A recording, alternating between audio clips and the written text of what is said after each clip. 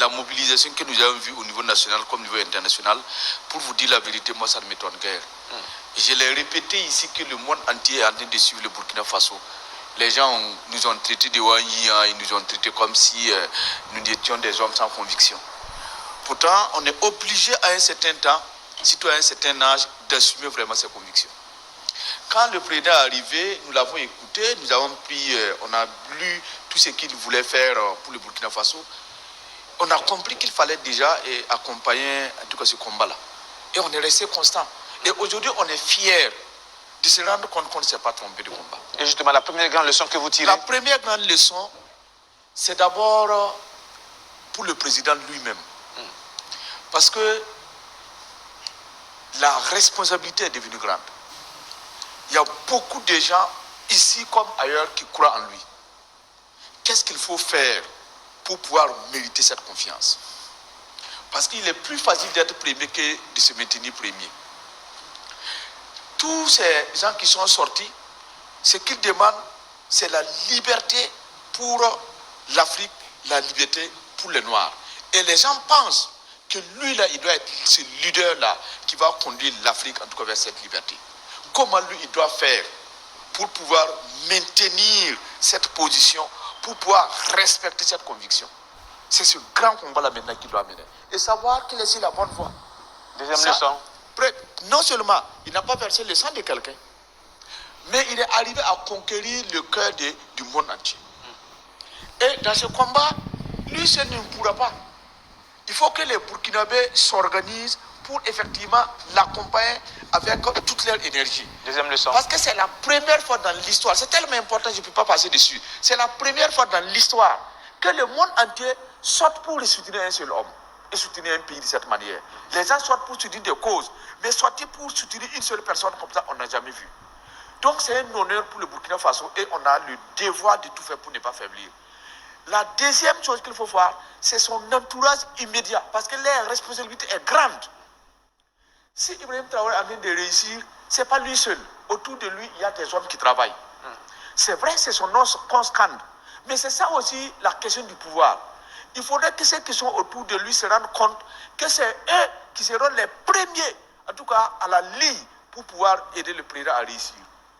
Ce qu'il ne faut pas faire, c'est tomber dans les malices du pouvoir. Les gens ont parié que ce sont des jeux. D'ici là, ils vont se rentrer dedans. Moi, je pense qu'ils doivent montrer qu'ils sont jeunes, mais ils sont matures. Ça, c'est très important. Troisième leçon. Troisième leçon, c'est ceux-là qui sont en train, nos frères. Je ne parlerai même pas de la partie, je parle de nos frères qui se sont trompés, qui ont tenté de vilipender le nom du président, qui ont tenté de monter le président comme un ethniciste, comme un dictateur. Et même ils se rendent compte, au regard de ce qu'on a vécu, que la majorité ne prend pas. Et même ils se rendent compte qu'ils se sont trompés. La République les appelle. Parce que c'est ça aussi un pays. Ils ont le droit de se tromper, mais ils ont le devoir de s'amender. Et nous leur tendons toujours la main. Parce que s'ils venaient pour que nous construisions le pays, il n'y a pas quelqu'un qui serait plus heureux, en tout cas, que le président de la République lui-même. Quatrième leçon. Quatrième leçon, les terroristes même qui sont en train de nous tirer dessus. Et même, ils doivent se rendre compte que le monde entier aujourd'hui a compris que c'est un jeu.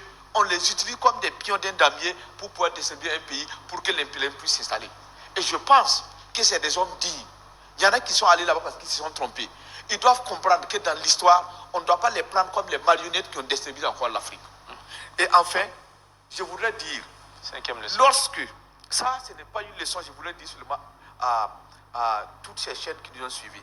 Lorsqu'on a présenté ces images, il y en a qui ont dit oui, c'est des fausses images, et puis c'est les images de l'insurrection. Quand vous regardez les drapeaux qui frottaient là, est-ce qu'au temps de l'insurrection, il y avait les drapeaux de l'AIS, il y avait les drapeaux de la Russie? Non.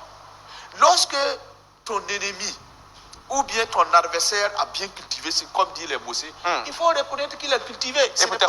Et pour terminer, je voudrais parler aussi à ceux-là, notamment RFI, qui a reconnu effectivement la grande mobilisation.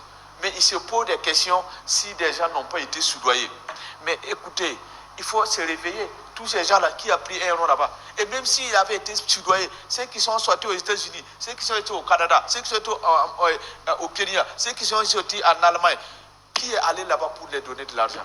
Ça veut dire que la cause est noble, la cause est juste.